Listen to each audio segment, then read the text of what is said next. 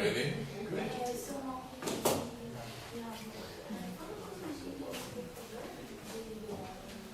Okay. Why don't we begin then? Okay, welcome to the second lecture of this very short yet intense course on the philosophy of human rights.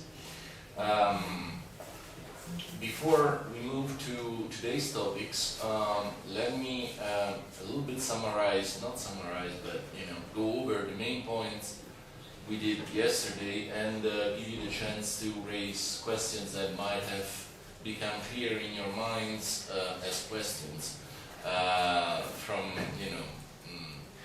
when we stopped yesterday up to now. So remember, basically the point of yesterday's lecture was to update you to the contemporary debate in the philosophy of human rights. I have started with pointing out that the foundational question is one of the many questions that you might have from a philosophical perspective about human rights. It's not the only one. So the problem of the foundation of human rights does not exhaust the philosophical question you may raise about human rights, but in my modest opinion is a question that enjoys a sort of logical priority over the other ones. Remember, I told you, while it is possible to remain a little bit uncertain about the exact list of human rights we should have, while having a good foundation of human rights, so we can easily think that we have good philosophical reason to believe that, for example, dignity is the foundation of human rights, and still, be uncertain what we should infer from that idea that we have proven as the basis of human rights.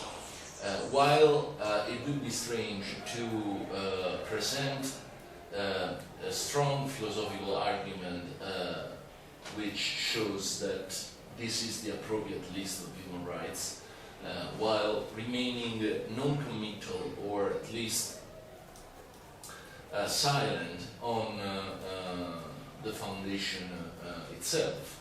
So if you tell me that holiday week pay should not be part of the list of human rights as it is right now,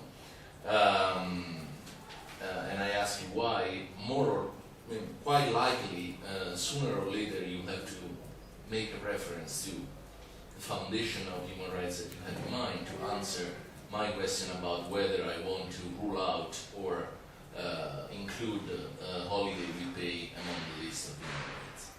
So in virtue of this logical priority of the foundational question over other philosophical questions that we may have, I decided in my book and in yesterday's lecture to focus on that one only. I mean, for example, the book I gave to you as material for this class, the other one, the one edited by Ruft, Liao, and Renzo, is divided in two parts, one of which is devoted to the nature of human rights, which is another philosophical question that you may have. The nature of human rights is about whether human rights are moral rights, political rights, proto-political rights, in the sense that they were born as moral rights in the hope that they would be turned into pieces of legislation, or you may ask whether human rights are exclusively directed to institutions. There is a powerful stream in the philosophical lectures of human rights that argue forcefully for the idea that the addressees of human rights are not you, me as private citizens, but always institutions. So let me give you an example. If you go out of this mini course and you find that your car has been stolen, one could hardly argue that even if there is a human right to private property or to the enjoyment of the material goods that you have, one would have a hard case arguing that is a violation of your human rights. Why? Because presumably the thief is another private individual. So it's a private individual who stole your car. And this is a concern for the law, of course, for the national legislation. It is a crime, but it's not a violation of human rights, according to this orientation. Very different is the case in which it has been a police officer that has confiscated your car because you are a political opponent. So when there are the institutions involved, when the actors are institutional representatives, then human rights come into the scene. So according to this orientation, the addressees of human rights are always institutions or representatives of the institutions. Okay, so that's just to give you an example of questions about the nature of human rights that you may have. That has nothing to do,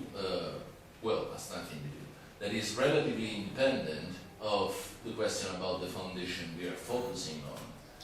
Once again, once you have an answer about the foundational questions, this is presumably going to impact the answer that you might want to have on the question of the nature of human rights, but it is nonetheless an independent question. Okay?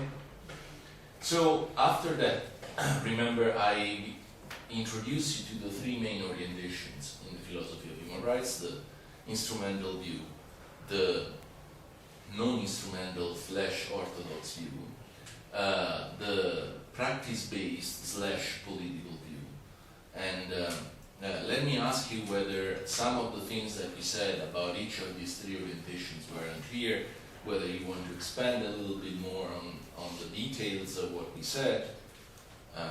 Otherwise, I'm ready to move to Waldron and Siemens. Okay, good. So I take everything was relatively clear.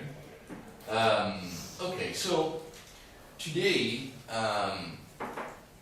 I try to go a little bit deeper in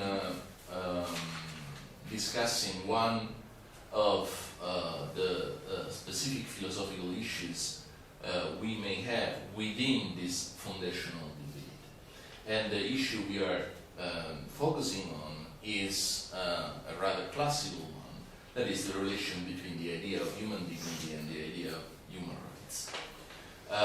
As I have already anticipated yesterday, Orthodox tend to think that human dignity, depending on the various orientations within the Orthodox school, Orthodox tend to think that dignity is either the only foundation of human rights or a non-dispensable part of the foundation of human rights.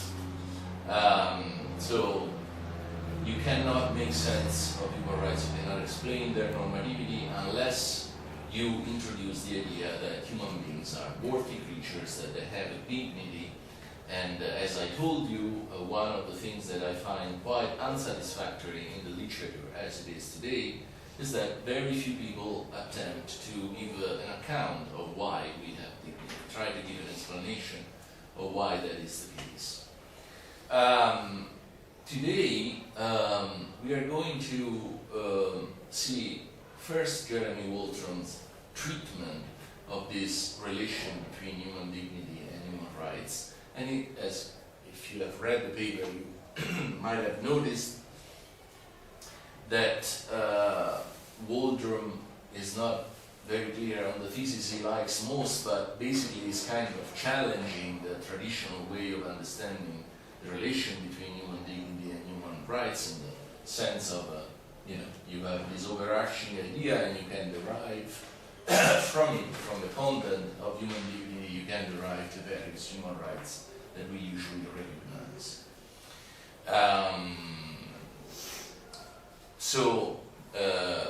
His paper is kind of critical view of the traditional way of understanding this relation. And John Simmons is a reply to Waldron in the sense that while acknowledging some of his points, he tries to make a case in favor of the traditional view that ultimately human rights can be derived from a moral foundation, can and should be derived from a moral deeper layer, and in his particular interpretation, this deeper moral layer is the one provided by natural rights. So we are going to see how this works, but what I'm going to do, what I'm going to propose to you is to go relatively quick on Jeremy Waldron's paper, highlighting the most difficult parts of the paper, and then stay a little bit closer to Simon's reply, among other things because he replies to Waldron, so by looking at the replies we will have a chance to go back to Waldron, obviously. As I said, this is going to be, of the three, the most difficult of our encounters, so I'll try to do my best to make things clear, but I cannot promise an easy traveling through this material, but we'll do our best. Okay, so quickly on the main point that Jeremy Waldron makes. Okay, so Waldron starts from a point that we have already mentioned yesterday. That is the treatment of human dignity in the basic human rights documents. So nothing that comes from philosophy, but from pieces of, well, the Universal Declaration of Human Rights is not exactly a piece of law, it's a declaration, but treaties are, to the extent in which they were ratified by various states. So the first move is to see how the official documents, let's call it this way, Universal Declaration, treaties, and so on, suggest the relation between human dignity and the human rights that they spell out in detail.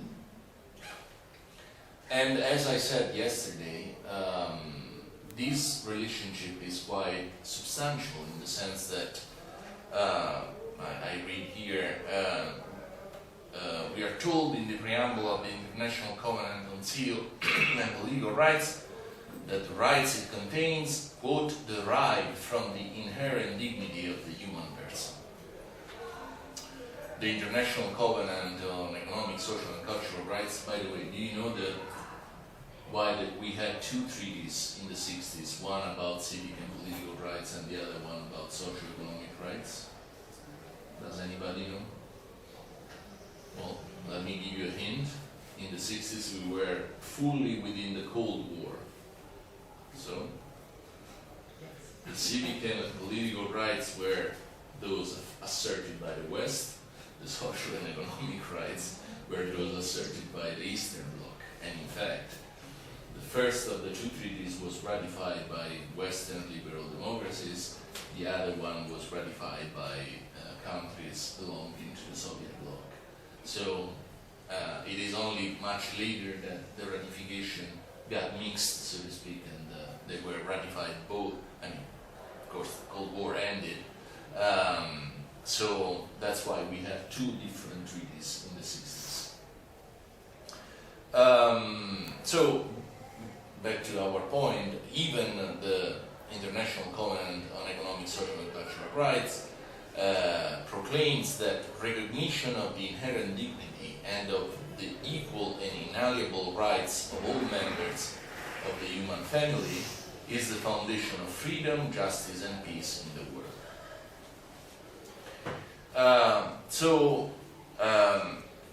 Jeremy Waldron is a legal scholar, so he likes to make textual analysis of pieces of law. He makes a fine and detailed analysis of the nuances, the different nuances that you find in the Universal Declaration in the treaties.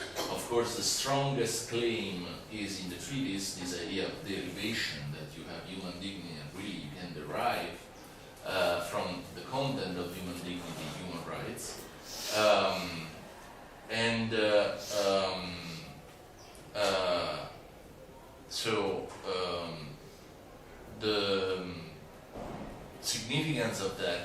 is limited in the sense that he's going to argue that it's not necessary to conceive of the relation between human dignity and human rights in the way in which the treaties or the Universal Declaration suggest, as if it were one big important concept from which you can, or as if through an analytical judgment, Kant would say, spell out the content that is not unpacked already in that concept and arrive to the specific human rights that talk about civic liberties, political liberties, protection from starvation, torture, genocide, ethnic cleansing, all the things that human rights protect from. So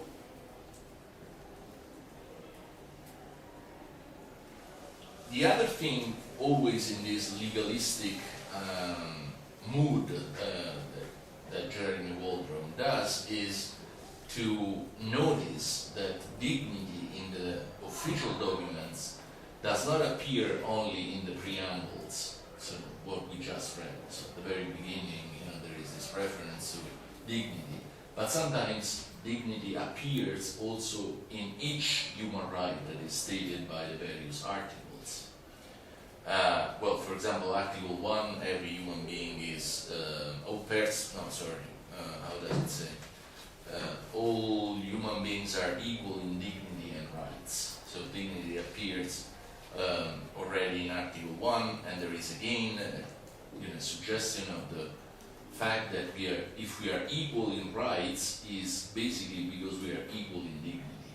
No? It's one way of reading Article 1. But also in more specific rights, for example, Article 10 here of the International Covenant on civic and political rights, that says all persons deprived of their liberty shall be treated with respect for the inherent dignity of the human person. So again, Waldron notices these occurrences of dignity in two very different parts in the official documents, asking itself whether this is consistent. Usually, if you suggest that a concept is the foundation or is all you need in order to derive another concept, you should not make the first concept appear in the second concept, otherwise you give a circular definition. So, you can say a house is a thing human beings live in when they are in their house, because that's a circular definition. And so, Waldron notices that the use by the drafters of the official documents of this notion of dignity is a little bit sloppy, if you want, a little bit inaccurate, but he doesn't suggest that this makes the reference to dignity pointless or completely misled. Okay, so again, this is a part of his paper that is nice because it's a nice legalistic analysis of the documents that we have. It's certainly not the center of his paper, and it's not the center, let alone the center of what we want to focus on today. Okay, we start getting into the meat of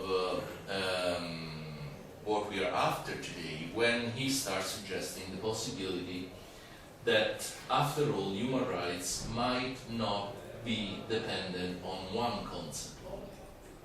So, it could be that certain human rights can and should be derived from the idea of human dignity, but it could also be that other human rights are derived from other ideas, overarching ideas that you might find compelling. Equality, avoidance of pain, things like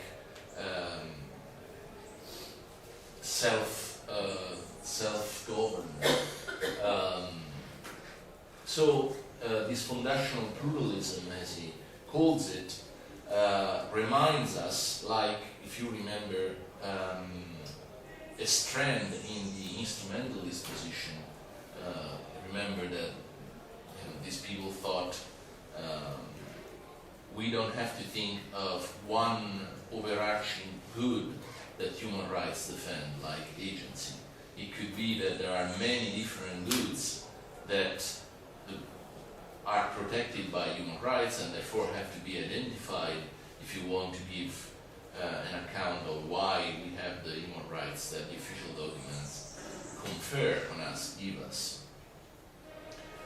In analogy to that pluralistic approach of some instrumentalists, we have here a suggestion that not goods, but more ideas, different ideas, could all play a foundational role for human rights.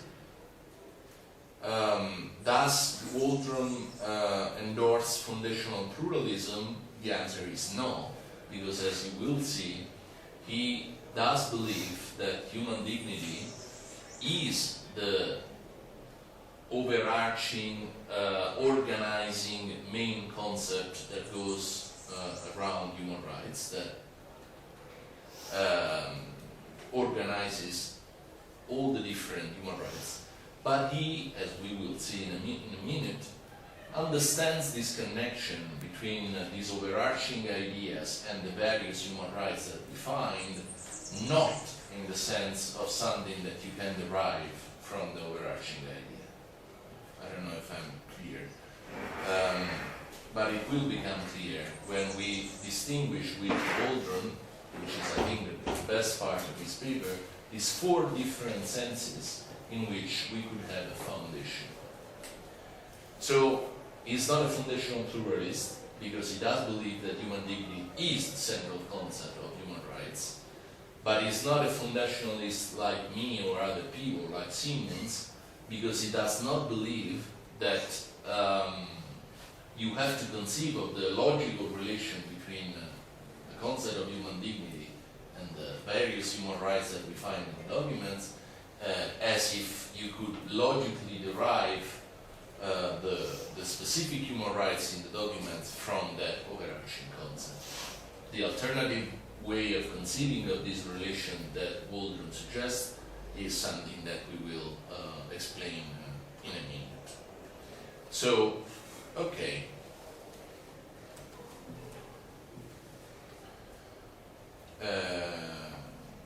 Okay, he talks about this definition of difficulties because, as we said yesterday, human dignity is never defined in the official documents, it's only alluded to.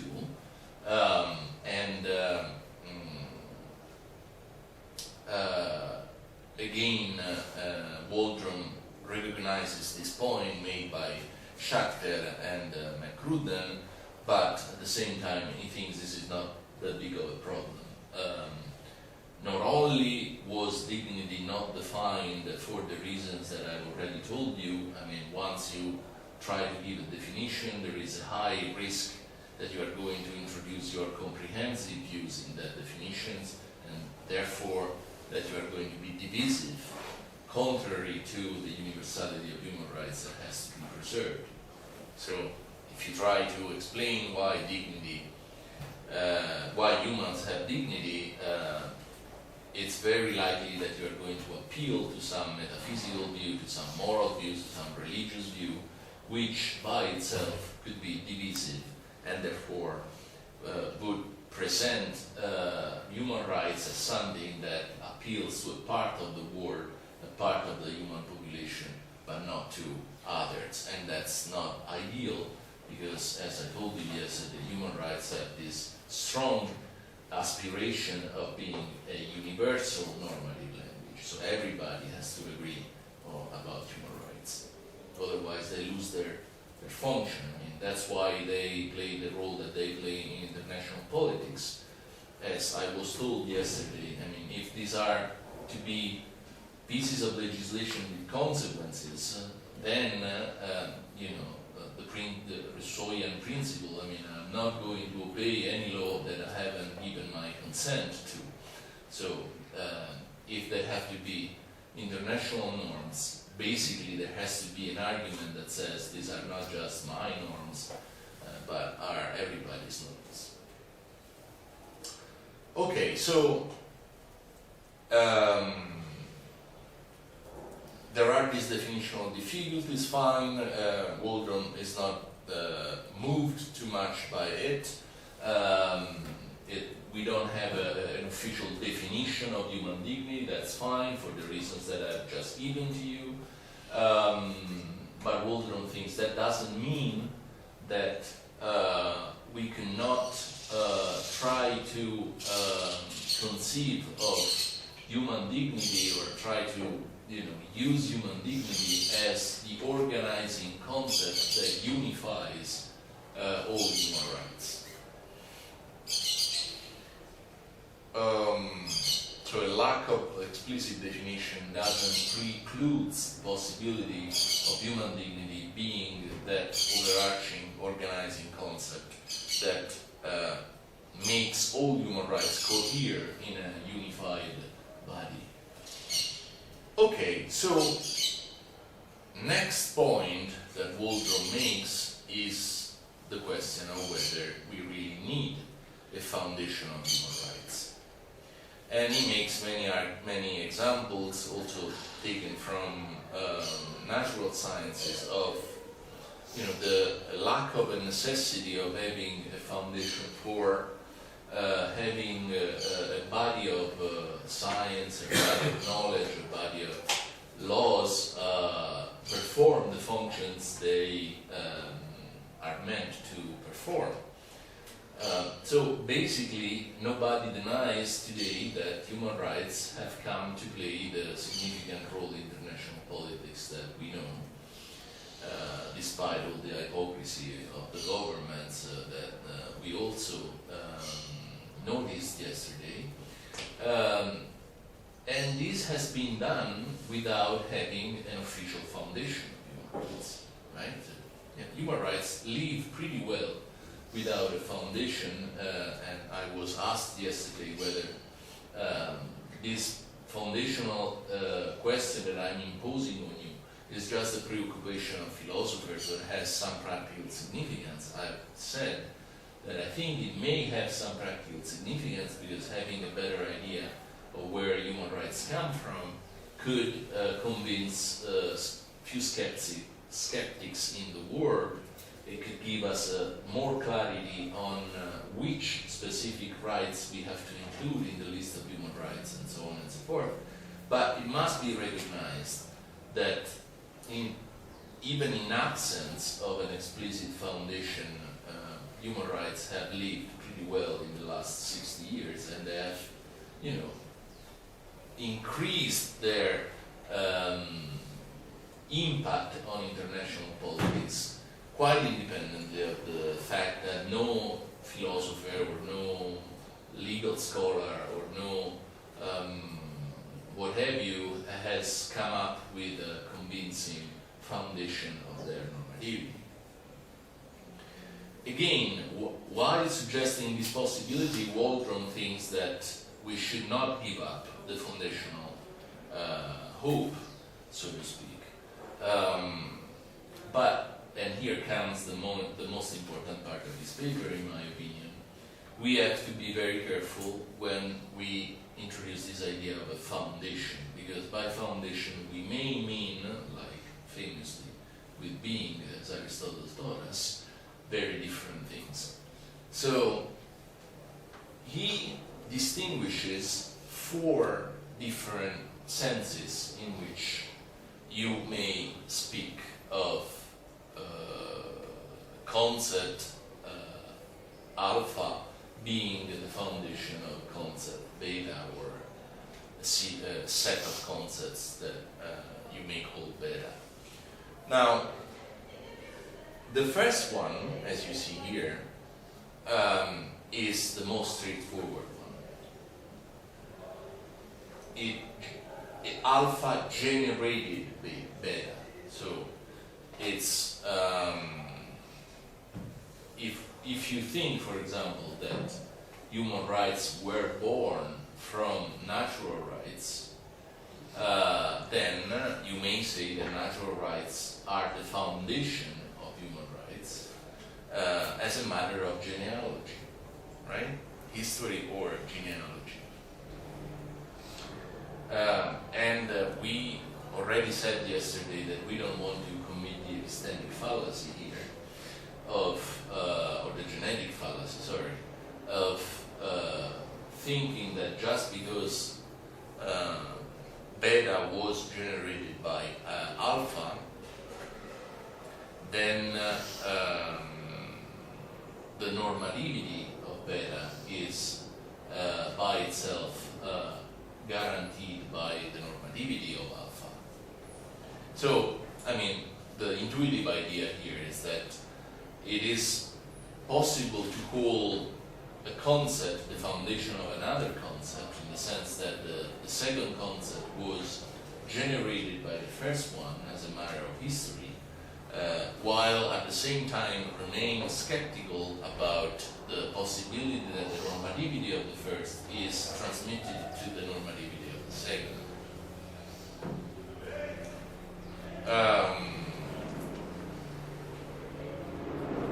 So, in translated into the language of the relation between human dignity and human rights,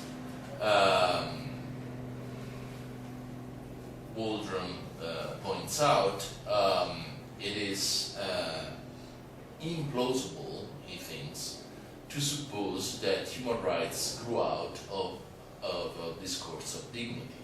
So, if we take the historical genealogical perspective and we ask ourselves, is dignity the foundation of human rights? Then the answer, Waldron thinks, is no.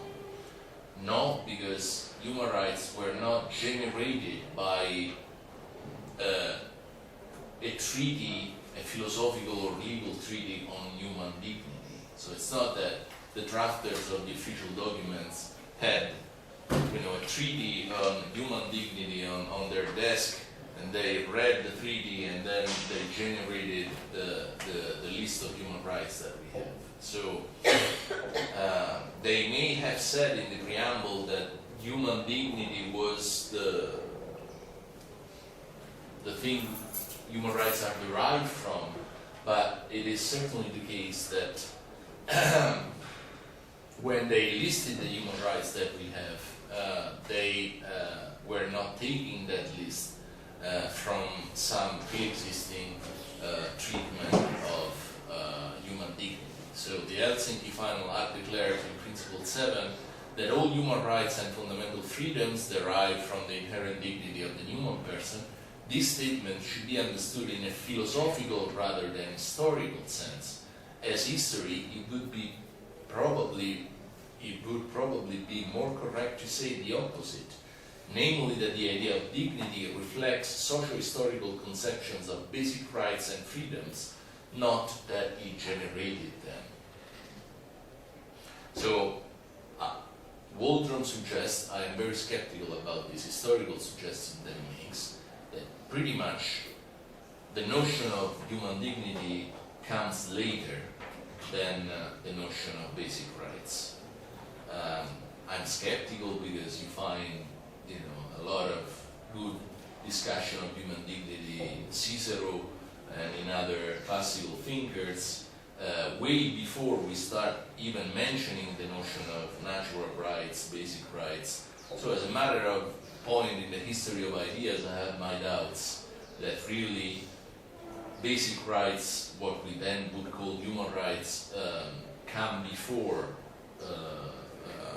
human dignity. But that's the point he makes. What is important here is just to understand that the historical perspective that we are taking. Now we talk about a foundation in this historical genealogical manner. Now, as I said, it doesn't really matter whether human dignity comes before human rights or human rights comes before human dignity when you ask yourself the question whether human rights normativity can be derived from that of human dignity. It could very well be the case that Waldron is right, that human dignity comes as an historical point later than human rights, but at the same time be true that human dignity is the concept from which you can derive the normativity of human rights. So the two issues are fully independent of one another. The historical question is not going to give you the answer to the theoretical question, which is the one we are most interested in. What is the second kind of, let's go back to the four here. The second sense in which the concept alpha can be the foundation of another concept or set of concepts beta is a very sophisticated one that should be familiar to law scholars, if there are any here. Because Waldron presents here the same relation between alpha and beta that goes that Kelsen imagines between the Grundnorm and the various specific laws that we have in legal bodies. So we no longer have the idea that historically one comes before the other. Rather, we have the idea that the validity of a specific norm depends on the validity of a pre-existing and higher law, which, going up in this progressive movement is going to get you in Kelsen theory to the Grundnorm. Okay? So the fundamental norm of any political body of laws, or any legal body. So here the idea is not so much that the content of beta, so of the specific rights we are talking about, is already included in the content of the concept alpha, from which you say that there is a derivation. It's more the idea that the validity of the prescriptive elements that you find down is justified, is generated by the validity of the higher norm that you find above. So there is no conceptual relation between alpha and beta. It's just the validity of the one that is transferred to the validity of the other. Like, once again, the validity of a specific law within a legal body is guaranteed by the fact that it's generated according to the procedure that is legitimized by the Grundnorm in Kelsen system. Okay, the third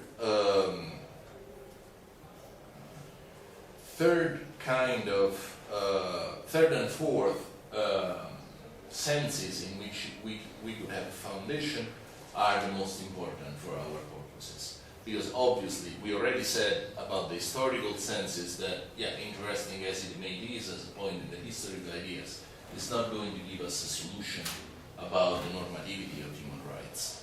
And it's clearly the case that the relation between human dignity and human rights is not going to be the same one that we have between the Grundnorm and the specific laws, because intuitively we have to have some conceptual analogy between the idea of human dignity and the human rights that we find. So the relation cannot be just a merely formal one in which the content of human dignity has nothing to do with the content of the specific human rights that we find at the bottom level. Rather, intuitively we expect to find some conceptual analogy between the grounding and the grounded concepts. So, if we move from the first two to the second two, we enter really into the main points. So, in the most important and most relevant part of Waldron analysis. So, what is the third kind of a foundation? In this case, beta can be derived logically from alpha, either deductively, so really like an analytic judgment, so you unpack the content of a concept and you analytically derive other judgments, or with the help of some empirical premises. So, in the case of human dignity, human rights, you have the major premise in the syllogism that says, well, the major premise is that humans have dignity. The major premise of each specific, the generation of each specific human right, for example, could be the dignity of the human beings presupposes or includes the fact that they are free to express their thoughts, or something like that. Unless people are free to express their thoughts, their dignity is not respected. That would be the general premise, the major premise in the syllogism. The minor premise would be the most efficient ways in which in the 21st century people express their thoughts is through the press, or perhaps we should say through social media. The conclusion would be that there is a human right to freedom of the press or to freedom of having a non-controlled internet, exactly what the Chinese do not have, in fact. So, this is an example of how, from the general concept of human dignity, with the help of some empirical premise, today we have the internet, 60 years ago we didn't, so it didn't make sense that back then to talk about the freedom of the net or something like that. Together with some empirical premise, we find a specific human rights. So human rights to freedom of the press or to an uncoerced, uncontrolled internet.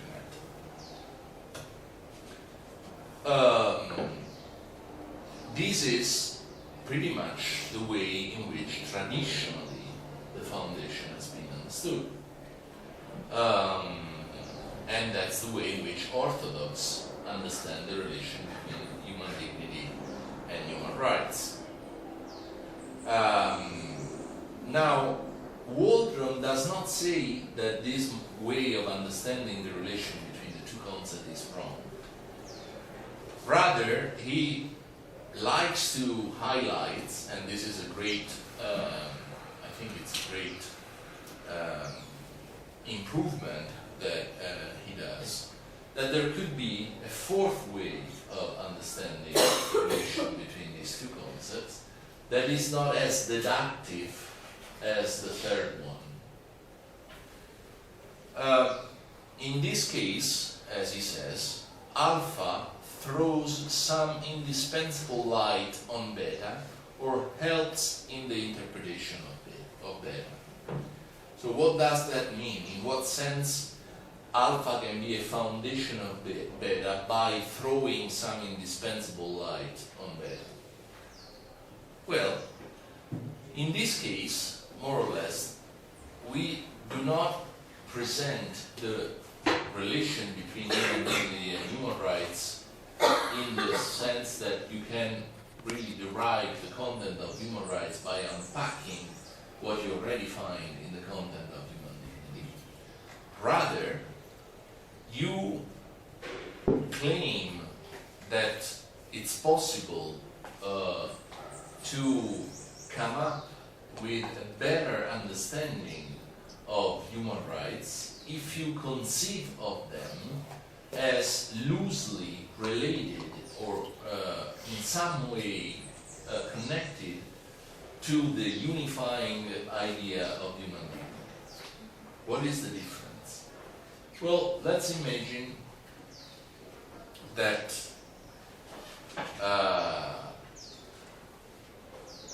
you ask yourself whether, forgive me if I give always the same example, if holiday with pay should or should not be included in the list of human rights. What Waldron is suggesting here is that if you think of the idea of human dignity, no matter how loosely, and even if you don't have an exact definition of the idea of human dignity, if you think of that idea, you are in a better position to answer the question of whether holiday with pay should be or should not be part of the list of human rights. So, I guess that in this case, we frame the questions that we may have with some reference to the idea of human dignity, and through that specific framing, we try to give an answer. So if we think that without holiday with pay, the life of human beings is less than dignified, that there is a loss not just of well-being or happiness or achievement or excellence or stuff like that, but there is a loss of dignity in a life that does not have holiday with pay, then we may think that holiday with pay is to be in the list of human rights. While if we think that miserable and hard as it could be, a life without holiday with pay is not a non-dignified life, then we may think that this human rights that, as you know, it is included in the official text should go away. As you can see in this example, we are not asking whether holiday with pay is somehow already included in the notion of human dignity, as if you ask whether the deduction from human dignity to the human right to holiday with pay is valid or not. You use human dignity as an organizing idea, as a general tool for answering questions about human rights that you may have. And ultimately, the foundation that Waldron likes most is this fourth one. So he thinks that human dignity plays precisely this role, and that's the way in which we should understand the relationship. Not in the strong third sense of a logical derivation from it to human rights, but more like an organizing, overarching concept that helps us to have a unified account of each specific right, that helps us in conceiving of human rights.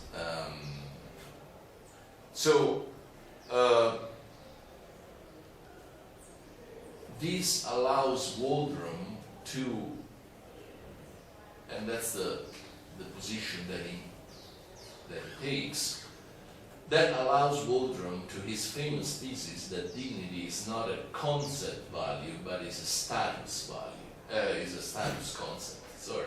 So what does that mean? That dignity we should stop thinking of dignity as a value that generates all human rights. So there is the value of having a good life, there is the value of having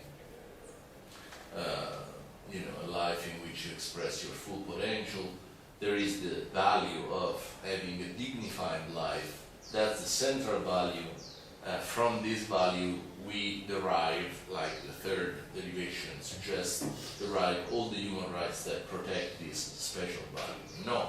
According to Waldron, dignity is a status, and by status he simply means a short name, an abbreviation for the list of privileges and entitlements that one has. So, for example, a judge has a status. What is the status of a judge? Well, the judge has the privilege not to be addressed to in an aggressive way in a tribunal. That's a privilege that the judge has, right? So the list of privileges and rights that someone has, it's status. A nobleman in European Middle Age was someone who had a list of rights and privileges that other people did not have. That was his or her status. Okay? Waldron says dignity has to be conceived as a status precisely in this case, in this sense, not in the sense that somebody has some of the human beings have this status and others don't. It's a kind of democratized status. Everybody has it. In fact, actually, this theory comes from his former treatment of dignity, rank, and some other thing, a book that came out in 2012, in which his basic idea was human dignity is nothing but the democratization of the high status for individuals that was formerly reserved only to a part of the population. So it's, through this democratization of status, everybody reaches a certain level of protection and is given a certain amount of rights and privileges. So, in saying that dignity is not a value but a status, Waldron is simply suggesting that the relationship should not be conceived as it is traditionally done as one in which you have a higher big value that is capable of generating other normative prescription as expression or protection of that big value, but more modestly as a kind of short name for the numerous privileges and rights that are reserved through the list of human rights. Now, is it a short name in the sense that you could also call it, height, or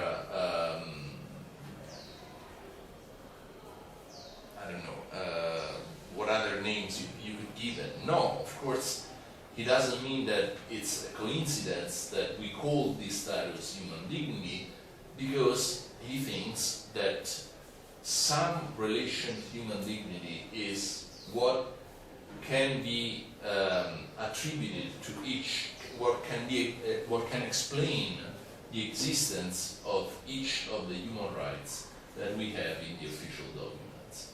So it would not be the same if we call this status X, Y, or Z. The fact that we call this status human dignity suggests a conceptual relation between dignity itself and the specific human rights that we have in the list. But once again, this doesn't need to be conceived as a deductive relation between the higher concept and the lower, more specific ones. Yes? So, for Waldron, the two last propositions, the third and the fourth, are not necessarily excluded, are they? Well, that's a very good question that Siemens asks.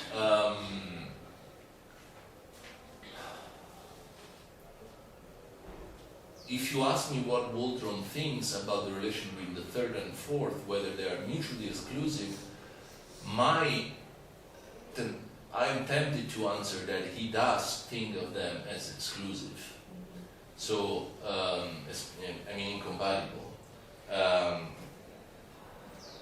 Whether you ask if de facto the two foundations are incompatible, I think that Simmons is right in saying that they are not incompatible. So, you can say at the same time that human dignity sheds this indispensable light on human rights because it helps you to understand how